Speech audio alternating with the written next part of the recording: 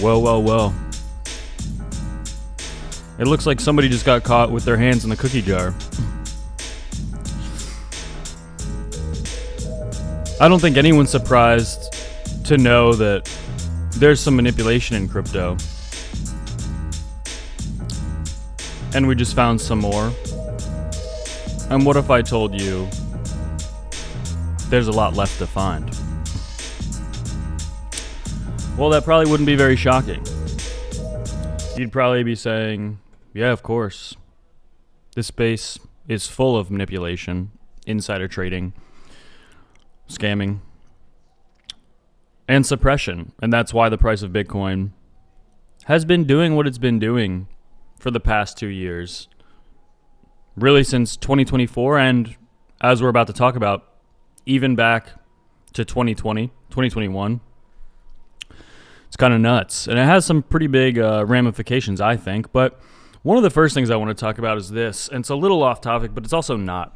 When things get discovered, when people put the pieces together, when people connect the dots, usually people that do that are people that, let's be honest, are a little unique.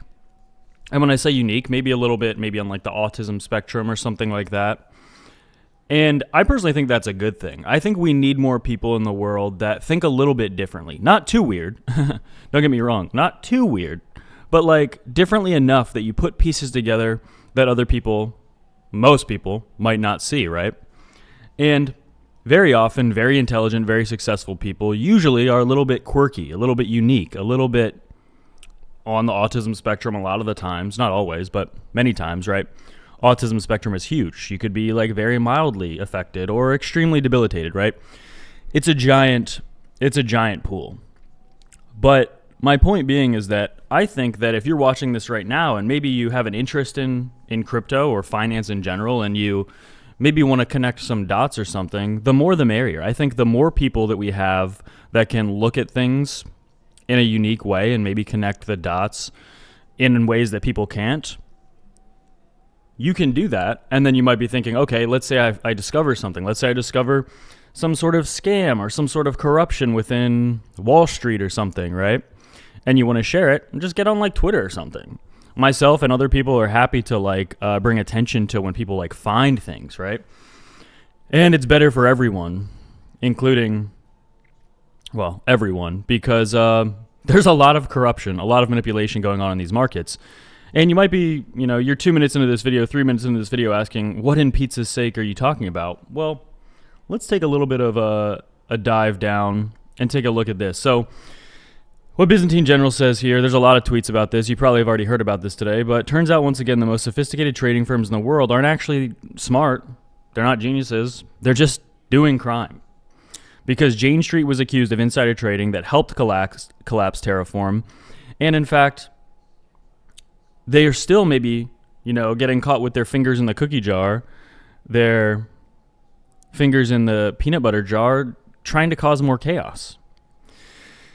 They nuked the entire protocol and sent a dude to prison who had a newborn, and people committed suicide because of the crash that we saw back in 2022. It turns out, according to this allegation, Jane Street was behind the 2022 crypto winter, destroying Terraform by intentionally depegging it, destroying the ecosystem, pretending that it would rescue it, and then absorbing all of its value. Basically just like, the most backstabbing approach possible that absolutely had ripple effects throughout the rest of the space. This same institution that is being sued for insider trading, also that caused the collapse of Terra Luna and led to the 2022 bear market, is also allegedly responsible for dumping Bitcoin every day at 10 a.m., and buying MicroStrategy currently in the last quarter increased their allocation by almost 500%. Okay, interesting. We're going to go through a few things and then discuss it really. So apparently they've been manipulating Bitcoin since 2021 when the futures ETFs were released, and every financial instrument that has come out since, they've been potentially digging in and manipulating with those instruments as much as they can. Basically, think of it like every new instrument that comes out that they could use for manipulation, they are then subsequently trying to use to continue to manipulate the market. Which, on one hand, yes, if people are doing this, if institutions are doing this, if funds are doing this, is anyone really surprised? No. If there's going to be manipulation, that can be if manipulation can happen, it's going to happen. People are going to use manipulation. They're going to use corruption. They're going to use whatever they can to profit, right? Nobody's surprised about that. But the thing that makes this interesting is maybe somebody got caught. When manipulators get taken down, we have clear skies ahead, Bitcoin for Freedom says. So Jane Street, the 10 a.m. slam has been happening to crypto, intentionally keeping prices of crypto suppressed for years, which many of us already had a feeling about anyway, right?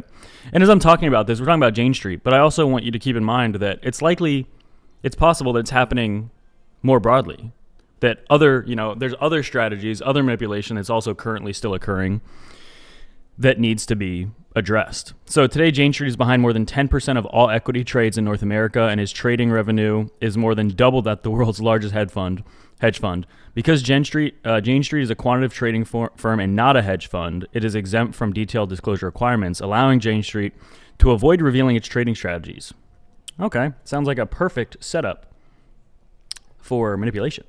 In 2022, Jane Street built a rep around the 10 a.m. slam, hitting crypto at the exact window where liquidity runs or thins out. They're now getting sued for the UST collapse with a almost 90 million dump minutes after Terraform drained the pool.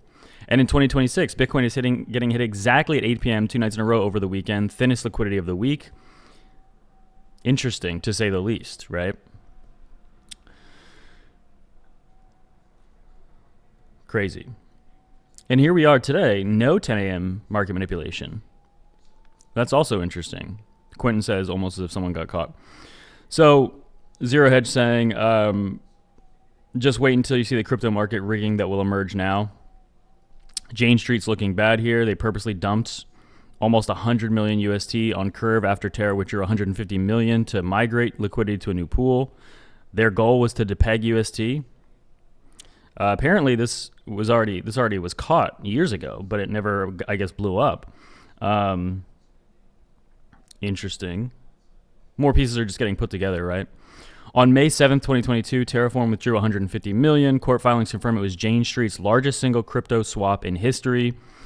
Terraform's bankruptcy administrators sued Jane Street in Manhattan federal court yesterday, alleging the firm used insider information to do this. But he's saying, here's what nobody's connecting. They've already reviewed Telegram chats between these three firms, Jane Street, Jump Trading, and Alameda, which is Sam Bankman-Fried's firm. These desks in one group chat with insider access, allegedly extracting value while discussing salvation. There were secret deals that were obviously done.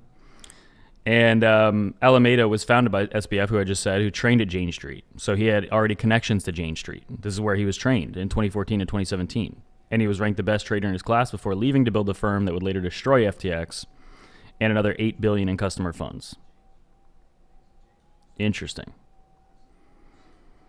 Was the crypto 2022 winter a market failure or an information extraction where the fire brigade watched the building burn because they had already collected the insurance?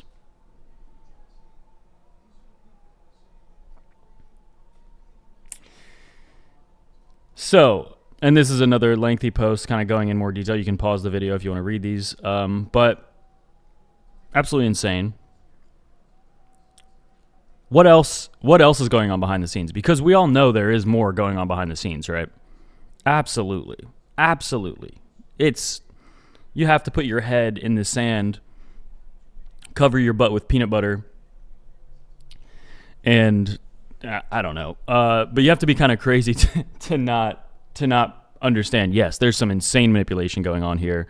Something is not right. And specifically, again, one of the most interesting pieces, I think, is, and most people would agree, is October of 2025. What happened there? What kind of manipulation? What exactly went down to the bones and bones of that? That's kind of a crazy story that I'm sure will come out sooner than later.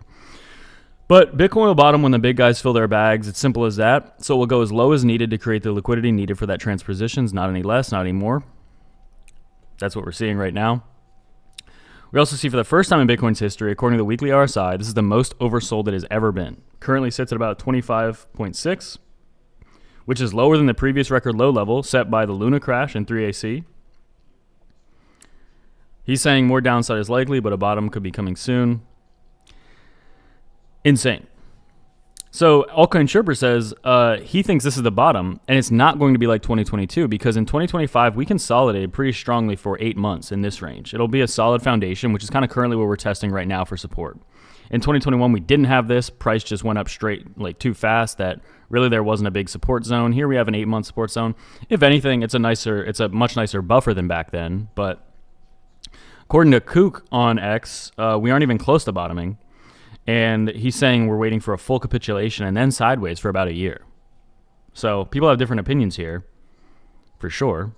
It's good not to ever just have one consensus. But the weekly RSI, as we just said, has reached the lowest level in history. It's lower than tariffs, FTX, COVID, Mt. Gox 2018.